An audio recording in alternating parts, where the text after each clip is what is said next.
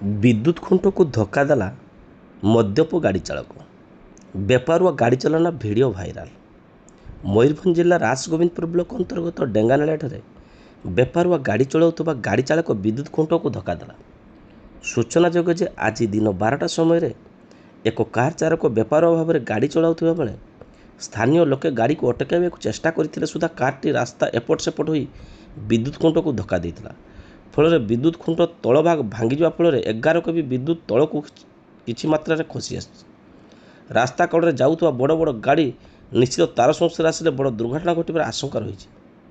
तेबे कार चालक स्थानीय लोकों सहित जुक्तितर्क करी कार घटनास्थल नहीं पलाई जाइथिबा अभियोग होइछि।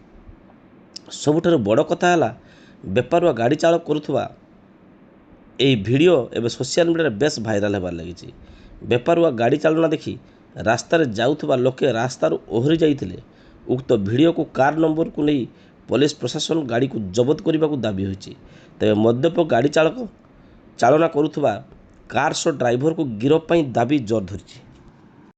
नमस्कार, मु उत्कल केशरी पाल।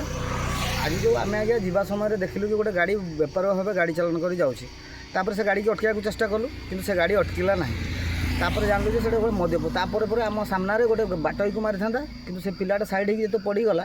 तापर जा इलेक्ट्रिक खुंट डेंगानालिया पाखे गोटे इलेक्ट्रिक खुंट को माड़ कला। इलेक्ट्रिक खुंट को माड़ कला फल इलेक्ट्रिक 11 केवी तार जेहेतु से तार गुड़ी सब रास्ता उपरको पलि आसी। रास्तार जाऊथवा बस ट्रक जदि से तार लगे जली जीवार संभावना अच्छी। तेणु तुरंत माने इलेक्ट्रिक विभाग जेई को अनुरोध कि समस्त अनुरोध जे से खुंट को तुरंत मरामती करा जाओ से तार को रास्तार हटा जाओ।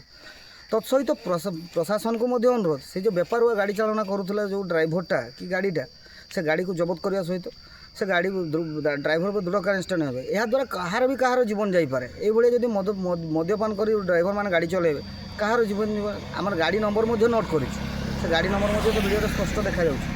किंतु गाड़ी जो आज डेट्रे प्रशासन तरफ जब दृढ़ मान चेकिंग हम